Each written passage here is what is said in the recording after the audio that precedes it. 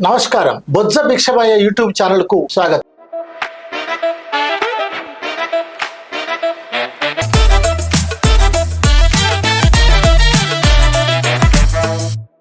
మిత్రులారా, మనతో మాజీ ఎమ్మెల్సీ ఏ నర్సిరెడ్డి గారు ఉన్నారు. వారి జీవితం అంతా ఉపాధ్యాయ రంగంలో ఉపాధ్యాయుడిగా, ఉపాధ్యాయ రంగంలో ఎమ్మెల్సీగా, ఉపాధ్యాయ సంఘం యొక్క నాయకుడిగా పనిచేశారు. ఈ రోజు నగరాల్లో, పట్టణాల్లో విద్య పరిస్థితి ఎలా ఉంది, ప్రభుత్వం ఆ విద్య ఎడల ఎలాంటి చర్యలు తీసుకుంటుంది అనే విషయాన్ని వారిని అడిగి తెలుసుకుందాం. ఎందుకంటే ఈ విషయంలో వారి నిష్ణాతులు. నర్సిరెడ్డి గారు నమస్కారం అండి. నమస్తే సార్, మీ జీవితం అంతా ఉపాధ్యాయులుగా, ఉపాధ్యాయ నాయకులుగా, ఉపాధ్యాయ ఎమ్మెల్సీగా పనిచేశారు. అవును. అలాంటి మీరు మన రాష్ట్రంలో 1 నుంచి 10వ తరగతి వరకు నగరాల్లో గాని, పట్టణాల్లో గాని విద్య ఏ విధంగా ఉంది? ఎక్కువ మంది గ్రామాల కంటే నగరాల్లో, పట్టణాల్లో చదువుతున్నారనేటువంటి విషయాన్ని మనం ఇక్కడ చూస్తే తెలుస్తుంది. అది నిజమా, వాస్తవమా? అలా ఎందుకు జరుగుతుంది? ముందుగా ఈ కార్యక్రమానికి నన్ను ఆహ్వానించిన భిక్షమయ్య గారికి హృదయపూర్వక నమస్కారాలు.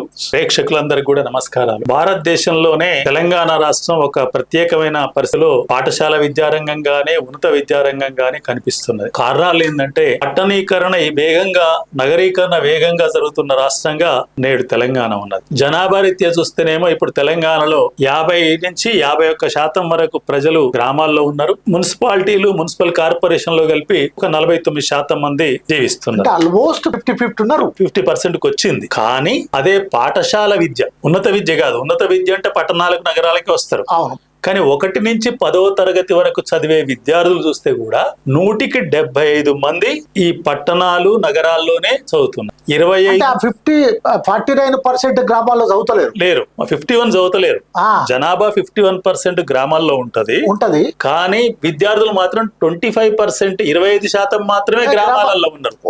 75% వచ్చి ఈ రోజు నగరాలలో, పట్టణాల్లో చదువుకుంటున్నారు. ఇంకొక ట్రెండ్ ఏముందంటే ఈ రోజు ఇప్పుడు హైదరాబాద్ నగరాన్ని గ్రేటర్ మన ఆర్ఆర్ రింగ్ రోడ్ లోపల మొత్తాన్ని కలిపి క్యూర్ హైదరాబాద్ గా ప్రకటించారు. మీరు విని ఉంటారు. అవును.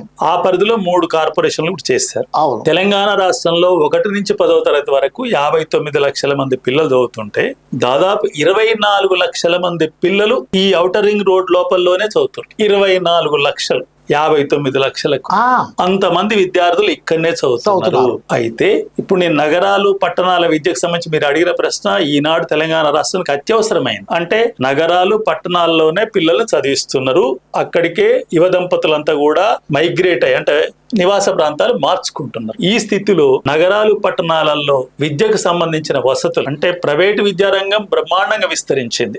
ఒక్కటి నర్సిరెడ్డి గారు, 51% ఉన్నటువంటి గ్రామాలలో ఉండేటువంటి ప్రజలు ఇక్కడ చదివించడానికి కారణం ఏంది? నగరాల, పట్టణాల్లో ఆ గ్రామాలలో చదువు లేదా? ఆదాయ పరంగా చూసినా, ఉపాధి పరంగా చూసినా, తర్వాత కోరికల పరంగా చూసినా, ఈనాడు గ్రామీణ ప్రాంతంలో ఉన్న కోరిక ఏంటంటే ప్రతి యువ దంపతులు కూడా పట్టణము లేదా నగరంలో నివాసం ఉండాలనే ఒక కోరిక పెరిగింది. ఇది ఒకటిది. రెండోది, ఉపాధి పరంగా కూడా గ్రామీణ ప్రాంత ఉపాధి కంటే పట్టణ ప్రాంత ఉపాధి కాస్త మెరుగ్గా ఉంది. ఈ 2 కారణాల వల్ల మిగతా ఇబ్బందులు ఏమున్నా కూడా యువ దంపతులంతా పట్టణాలకు, నగరాలకు వలస వస్తున్నారు. మరి బడియుడు పిల్లలు అంటే 1 నుంచి 10వ తరగతి పిల్లలు ఎవరికి ఉంటారు? వీళ్ళకే ఉంటారు కదా, మీకు నాకు ఉండరు కదా. కాబట్టి ఆ యువ దంపతులకు ఉంటారు. కాబట్టి ఆ యువ దంపతులందరూ నగరాలకు, పట్టణాలకు వచ్చి మొత్తంగా 75% ఇక్కడ, అంటే దాదాపు 45 లక్షల మంది విద్యార్థులు నగరాలు, పట్టణాల్లో చదువుతున్నారు. 45 లక్షలలో 24 లక్షల మంది ఈ ఔటర్ రింగ్ రోడ్ లోపలనే చదువుతున్నారు. కానీ అందుకు అనుగుణంగా ప్రభుత్వాలు ఏవైనా, నా దృష్టిలో ప్రభుత్వాలు అంటే స్థానిక సంస్థలలో సీట్లు పొందిన వాళ్ళు, ప్రజాప్రాతినిధ్యం ఉన్న వాళ్ళు కూడా రాజకీయ పార్టీలే. అంతే కదా. హైదరాబాద్, ముఖ్యంగా హైదరాబాద్ రెవెన్యూ జిల్లా మీకు గుర్తుండి ఉంటది, 16 మండలాలతో ఉంటుంది హైదరాబాద్ రెవెన్యూ జిల్లా. ఇప్పుడు మనకు గ్రేటర్ హైదరాబాద్ లో 3 జిల్లాలు ఉంటాయి, కానీ హైదరాబాద్ రెవెన్యూ జిల్లాలో 16 మండలాలే. ఈ 16 మండలాల్లోనే 8,07,000 మంది, 1 to 10th 16 మండలాల్లోనే. ఈ 8,07,000 మందిలో ప్రభుత్వ స్కూళ్లలో చదివేది 1,20,000 మంది. 8,07,000 1,20,000 మంది ప్రభుత్వ స్కూళ్లలో చదువుతుంది. అంటే 18%. 100కి 82 మంది హైదరాబాద్ రెవెన్యూ జిల్లాలో గాని, మేడ్చల్ రెవెన్యూ జిల్లాలో గాని, రంగారెడ్డి ఏ ప్రాంతం అయితే గ్రేటర్ హైదరాబాద్ పరిధిలో ఉంది ఇక్కడ కూడా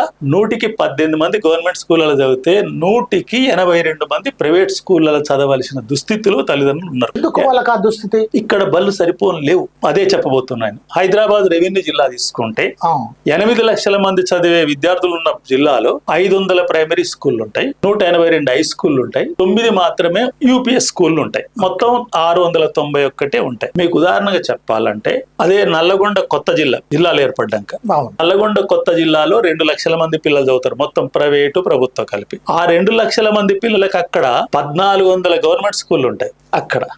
కానీ హైదరాబాద్ లో ఎన్ని ఉన్నాయి? 691 స్కూల్లే ఉన్నాయి. ఎంతమందికి? 8 లక్షల మందికి బళ్ళు లేవు. ఎందుకు బళ్ళు లేవు అంటే పట్టణీకరణ నగరీకరణ వేగంగా జరుగుతుందని చెప్పాను కదా మీకు. ఆ వేగం పెరుగుతున్న కొద్దీ బళ్ళ సంఖ్య పెంచలేదు. అంటే హైదరాబాద్ లో ఎప్పుడో 30 సంవత్సరాల కింద పెట్టిన స్కూల్ తప్ప 30 సంవత్సరాల నుంచి ఒక కొత్త స్కూల్ కూడా పెట్టలేదు.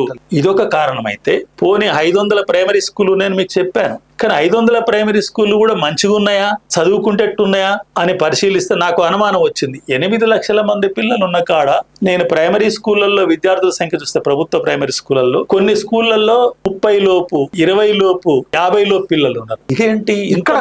ఇక్కడ కూడా ఇప్పుడు మనం కూర్చున్నది ముషిరాబాద్ మండలం.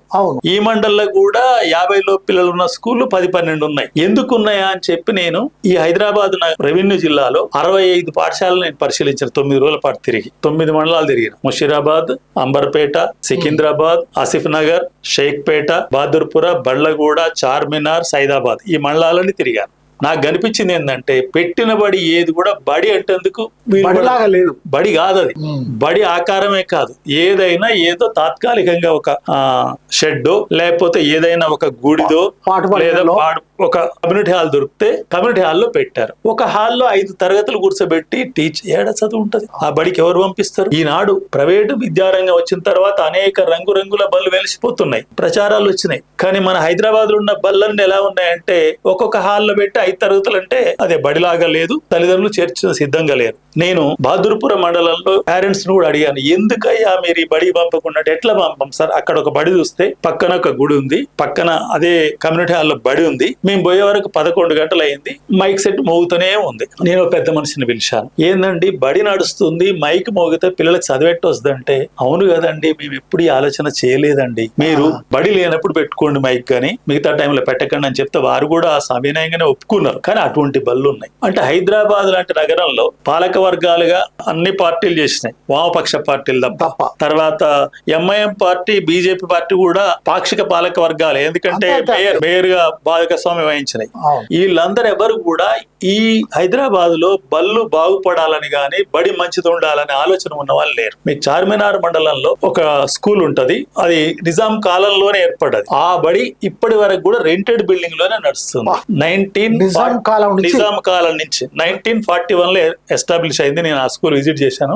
దబీర్పుర స్కూల్, ఆ హై స్కూల్ నడుస్తుంది, ప్రైమరీ స్కూల్ నడుస్తుంది, రెంటెడ్ బిల్డింగ్. ఉదయం ప్రైమరీ నడిస్తే మధ్యాహ్నం హై స్కూల్. ఒక పూట బడి నడితే ఇప్పుడు ఎవరు పిల్లలు పంపుతారండి? కాబట్టి ఇట్లా హైదరాబాద్ లోనే బళ్ళు సరిగా లేవు. ఇక మెడ్చల్కి వస్తే ఎన్నడో 25 ఏళ్ల 30 ఏళ్ల కింద అది గ్రామీణ ప్రాంతం. మెడ్చల్ జిల్లా ఆనాడు 5 మండలాలే, ఇవాళ 15 మండలాలు కావచ్చు. కానీ ఆనాడు దాని జనాభా 5 లక్షలు కూడా లేదు. ఇవాళ మెడ్చల్ జిల్లా 20 లక్షల జనాభా, బళ్ళు 500 ఉంటాయి ఆడ, ప్రభుత్వ బళ్ళు.